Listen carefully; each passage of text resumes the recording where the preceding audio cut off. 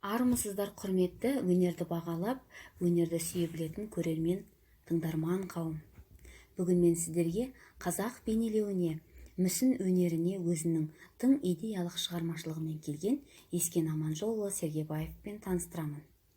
Мүсін деп көркем кейіпкер жасау, өмірдің өз шындығын, оның тарихи мазмұнын, заманның, қоғамның ақиқатын көрсетеді. Өнердің бейнелеу құралдары сырттай қарағанда өмір шындығын ерекше болып көрінсе, онда мүсінделген образдың жанды бейнеге айналатыны сөзсіз. Қазақстан бейнелеу өнерінің басқа түрлеріне қарағанда мүсін өнерінің дамуы мен қалыптасу тарихы кешеуілдеу басталды. Қазақстандағы алғашқы мүсін көрмесі 1957 жылы маусымда Суретшілер үйінің салонында өтеді. 1991 жылы Әбілхан Қастеев атындағы мемлекеттік өнер музейінің шыны пирамидасының астында республиканың барлық мүсіншілерінің басын қосқан заманауи пластиканың үлкен экспозициясын ұйымдастырды. Мұны көрермендер 10 жылдан аса уақыт бойы тамашалады.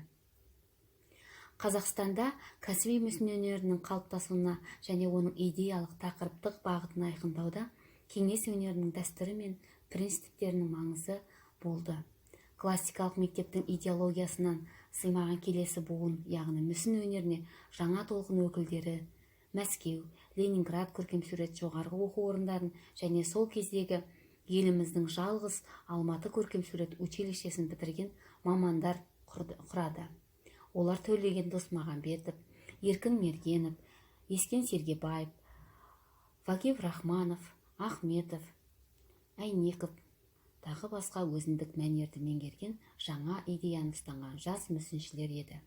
Солардың ішінде өзіне дейінгі классикалық үлгіні сақтап, оны жаңа бағытпен ұтымды ұштастырған мүсінші Ескен Аманжолұлы Сергебаев болды. Қазақстан Республикасының еңбек сіңірген өнер қайраткері, еліміздің мүсін өнерінің хас шеберлерінің бірі Ескен Сергебаевтың шығармашылығы көпшілік қауымға етене таныс. Ескен Сергебаев Аманжолұлы 1940 жылы Алматы қаласының маңындағы Қайрат станциясында дүниеге келген. Соғыстан кейінгі жылдары қаладағы нөмір 1 мектепте оқыды. Қазақстан Суретшілер одағының мүшесі, Қазақ КСР-ның мемлекеттік сыйлығының лауреаты, Қазақстанның еңбек сіңірген қайраткері, Парасат орденінің кавалері, Көркемсурет академиясының академигі, профессор. Орта кәсіби білімін Гоголь атындағы Алматы көркемсурет училищесінде ұстазы Хакимжан Наурызбаевтан алды. Жоғарғы кәсіби білімді Ресейдегі Ленинград қаласындағы Репин атындағы мемлекеттік академиялық институтта жалғастырған. Қазақстан мүсін өнерінің 70 жылдардың ортасында ерекше екпінмен белсенділікпен келген Ескен Сергебаев өзінің шығармашылығында қондырғылы мүсіндердің композициялық шешімдерімен ерекшеленеді. Ескен Сергебаевтың өнерінің ең жемісті кезеңдері 1970-80 жылдар болды. Портреттік туындылардың тақырыбы ұлы тұлғалар мен өз замандастардың образын, ішкі парасатын, рухани дүниесі мен сұлулығын ашты. Мүсіншінің шығармашылығына портрет жанры ерекше орын алған. Аса байқампаздық пен ұтымды табылған бейнелердің мінез құлқын, рухани дүниесін терең бойлай алатын қабілетінде еді. Ескен Сергебаев өзінің дипломдық жұмысына қазақтың ұлы ақыны Абайдың жастық шағын бейнелеуді мақсат етіп алды. Жас кезінен ақ сүйікті шығармаларының бірі болған Абай жолы эпопеясы түрткі болған еді. Мүсіншінің Абай тақырыбындағы еңбектері әр жылда қайта жаңарылып, жаңаша мазмұнға беріліп отырған. Мәселен, Ескен Сергебаевтың Қазақстан Республикасының Әбілхан Қастеев атындағы өнер музейінің қорындағы қазақтың ғұлама, ұлы ойшыл ақыны Абай Құнанбаевтың образын бірнеше рет тоқталған. 1968 жылы ағаштан жасалған Абай атты туындысында мүсінші мойынның аз ғана бөлігіне дейін бас бейнені сомдаған. Әрі бас бөлікке шығыстық бет пішін, сүйірлеу келген мұрын бейнеленген. Бет әлпетінде үйлескен сақал мұрт, жұмылған еріндерінің пішімін айқындай түседі. Ашық маңдайға ойлы жүзді көзқарас ұлы ақынның мінезін көркемдейді.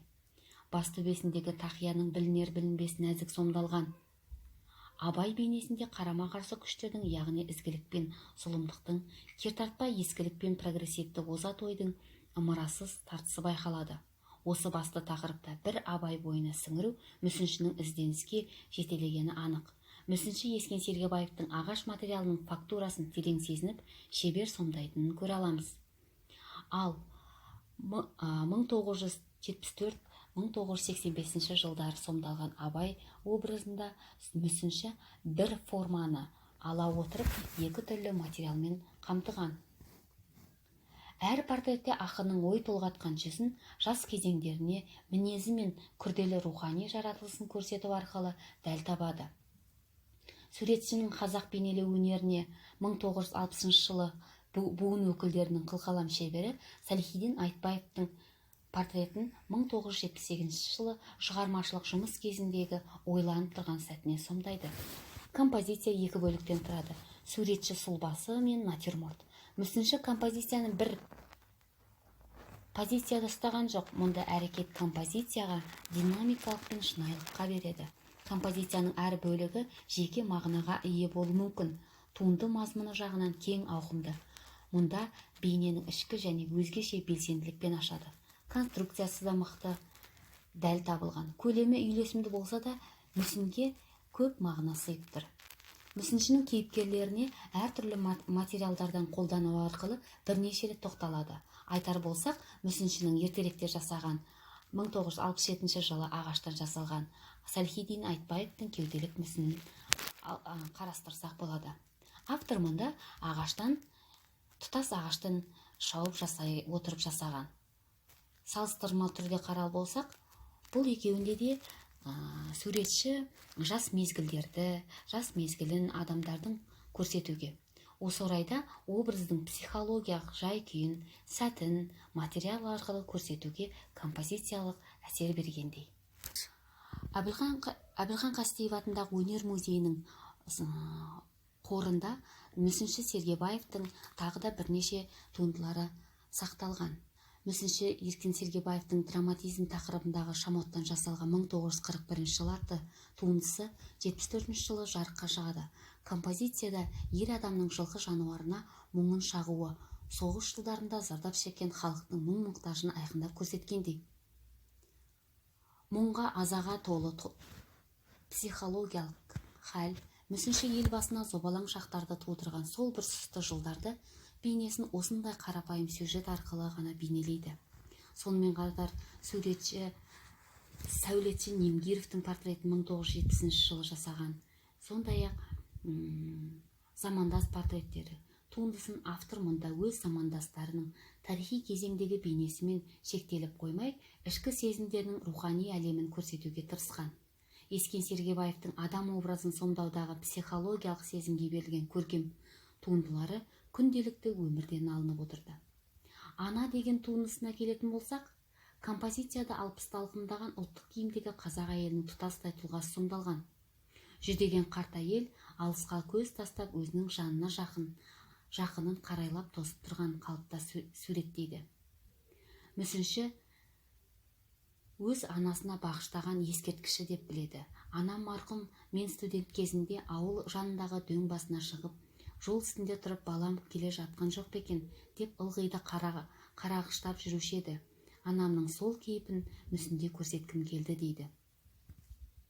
Ескен Сергебаевтың кез келген туындысында материалдықтың рухы, өмірге деген құштарлықты сезінуге болады. Оның кейіпкерлері қоршаған әлемнің құбылыстарын, оқиғаларын, қарым-қатынастарын тұла бойына сездіреді. Мазмұндық мәні терең, сезімді көңіл күйді білдіреді. Мүсіншінің намаз деген 2002 жылы жасаған туындысында терең философиялық ойды жеткізген мұңды шығармалардан автор 1986 жылы тізерлеп отырған қария туындыларында көрсетіп отырған. Суретшінің өз заманында көпті көріп, көп нәрсені басынан өткерген егде адам портреті деген шығармасы 1982 жылы дүниеге келген. Қария атты шығарма. Ескен Сергебаевтың өнерінің бүкіл шығармашылығында тұрақты ұстанып келе жатқан түбегейлі тақырыптың бағыты замандас образын, оның ішкі парасаты мен рухани дүниесінің сұлулығын ашып, күрескер, жасампаз адамның образын жасау көптеген мүсіншілер сияқты кеңінен етек алған. Мүсіншінің таңдаулы портреттерінде Нұрғиса Тілендиев, Әсет Бейсеуов, Шәкен Айманов, Асқар Тоқпановтың да қазақ мәдениетіне еңбек сіңген адамдардың портреттері галереясын сомдайды. Ескен Сергебаевтың шығармашылығы кең мазмұны терең. Мүсінші өз қолтаңбасын реалистік портреттік бағытқа негіздейді. Адам және оның ішкі дүниесі тартыс, сұлулық төңірегіндегі талаптарға басым көпшілігі дүниеге келген. Әртүрлі материалдармен мүсін сомдау техникасын еркін меңгерген Ескен Сергебаевтың қондырғылы туындылары монументалды бастамаға ие болды. Мүсінші шағын туындыларының өзінде ішкі маңыздылық пен пластикалық қуатты байқатады. Шамот, ағаш, тас материалдарын жасалынған адам образдары ұлы рухани сұлулық пен табандылық қасиеттеріне толы. Әр халықтың өнер туындысы сол халыққа қызмет ететін білген өнер иесі туындылары ұзақ ғұмырлы болуына ерекше назар аударды. Солардың бір мысалы Мұхтар Әуезов ескерткіші. Ұлы жазушы Мұхтар Омарханұлы Әуезовке қойылған ескерткіштің 1982 жылы жасап шығады. 80 жылы. Ескерткіш қоладан құйылған тұғыры қара гранитпен, биіктігі 6,8 метрге жетеді. Әуезовке қойылған ескерткіш байқауында ең үздік жобаны жеңіп алған. Ескен Сергебаев 14-ке жуық нұсқасын жасаған. Мүсінші студенттік кезінен бастап-ақ әр тұлғада сомдаумен келген ұлы Абай бейнесін бұл жолы тағы да оралғандай. Мұхтар Әуезовтің ескерткішіне жаңа конкурс жариялаған кезде осы Мұхтар Әуезов, Абай мен Әуезов бір-біріне жақын, жігі ажырамас сырлы ұғымдар. Әуезов ескерткішін 1980 жылы жасап, 2000 жылы қайта жаңартылған. Ескен Сергебаевтың шығармалары өздері тұрған қалаларға сәніне сәтімен қосылған деп айтуға болады. Мәселен, Дінмұхамед Қонаевтың, Әбілқайыр ханның, Достоевскийге қойылған бейне өзіндік ерекшелігімен ұнасымды. Сергебаев Қазақстан мүсіншілері арасында өзіндік тың еңбектерін жарқын көрінетін мүсінші деп айта аламыз. Қазақстанның көптеген облыстарына, көрнекті орындарына ұлы тұлғалар мен тарихи оқиғалардың сыр шертетін шығармалар қойылған. Тұлғаларға қойылған портреттер галереясында Әуезовтен бөлек Сұлтанмахмұт Торайғыров, Аманжолов, Абай Құнанбаев, Ахмет Жұбановтардың әр алуан қалыптағы қозғалысты, әсіресе тік тұрған қалыптағы шебер бөрік мүсін заңдылықтарын нақты шешу болып табылды. Осы ретте Сергебаевтың шығармашылығының әр қырлылығы ерекше. Заманауи өнердің жаңашыл мәнеріне қосқан үлесі еркіндік пен батылдық, сондықтан да суретшінің әрбір туындысында өзіндік ерекше дараланатыны осында еді. Мүсіншінің шығармашылық өмір жолында тек қана станоктық монументалдық мүсіндермен қатар камералық жұмыстар да кездеседі. Есек мінген қырғыз 80 жыл жасаған, қарсы тұру, күту, немере, әңгіме, кемпір мен шал, демалыс. Мүсінші еңбектері Қазақстан пластикасында ұлттық қаһармандар бейнелері мен адами терең мінездерді жасауға қомақты үлес қосты. Шебердің мүсіндері қалаларымызға көрік берумен қатар, ол қалалардың рухын, тарихын және даңқы өшпес ұлы тұлғалардың символы боларлықтай нағыз бейнелерге айналды. Мүсін өнері кеңестік өнері суреткер мүсіншіміз осы қағиданы үнемі жадында сақтап отырды. Қазақ мәдениетінің дамуына өз үлесін аямаған өнер шеберлері сол тарихи мұра мен салт дәстүрдің үрдісін үндестіріп келеді. Елімізге кеңінен танымал мүсінші Ескен Сергебаевтың қазақ мәдениетіне қосқан еңбегі орасан.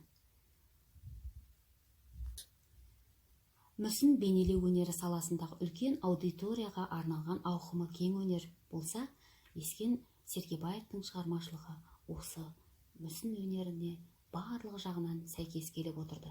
Сондықтан оның қоғамдық тәрбиелік мәні зор. Ол мұражайдың игілігі ғана емес, қала құрылысындағы маңызды орын алады. Сәулет құрылыстарына синтез